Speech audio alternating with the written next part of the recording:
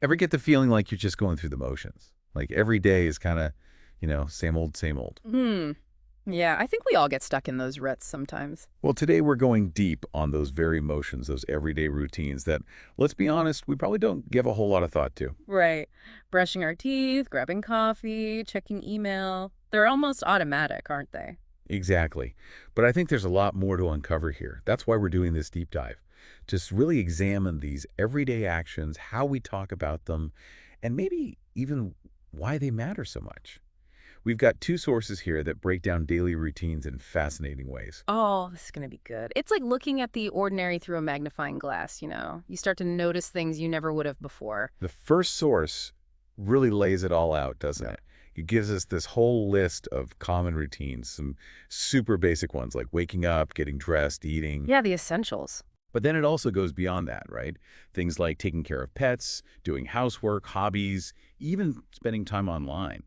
It got me thinking, like, how much of our day is actually taken up by these routine actions? Hmm.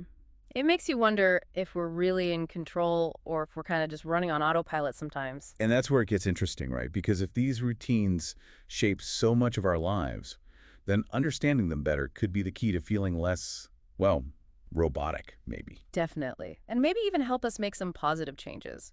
But first, I think it's important to acknowledge that not everyone's routines are the same. Right. Our cultures, our lifestyles, they all play a role in shaping what our days look like. Yeah, for sure. Like going to work can mean so many different things depending on where you live and the kind of job you have.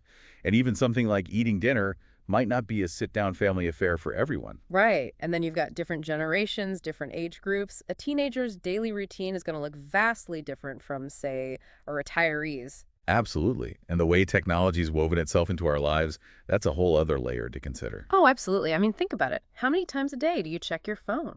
Scroll through social media? Respond to emails? Honestly, I probably don't even want to know the answer Mm. to that. But that actually ties in perfectly to our second source. It's all about how we describe the frequency of our routines, those tricky little words like always, usually, sometimes, never. Adverbs of frequency? Hmm. Yeah, those can get pretty interesting because they're not always as clear-cut as we think they are. Right. Like, what does often really mean? It's kind of subjective, isn't it?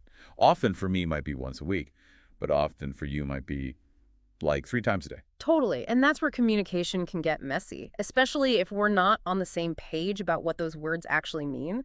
Like, imagine telling your doctor you rarely experience headaches when you actually get them a couple times a week. Oof. Yeah, that could lead to some serious misdiagnoses.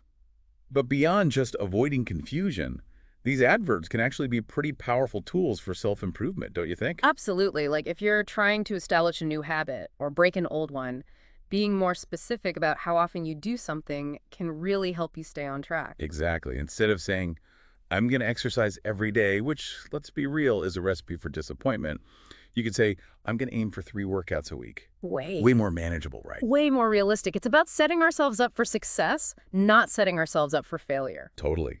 So in a nutshell, we've seen how routines, even those we barely register, are these building blocks of our day-to-day lives, how they can differ wildly depending on who we are and where we're at, and how even those tiny words we use to describe them can have a big impact. Yeah, it's like routines are both incredibly personal and incredibly universal, you know? They're the shared human experience that we each navigate in our own way. It's so true. But here's the real question. If you could add one new routine to your life, what would it be and how often would you do it? Something that would maybe bring more joy, reduce stress, or just make you feel more fulfilled. Just a little something to ponder as you go about your day. Thanks for joining us for this deep dive. It's been a blast exploring this with you. Absolutely. And hey, maybe we'll all be a little more mindful of those routines now, huh? The ones we keep and the ones we might want to shake things up with. Definitely. Until next time.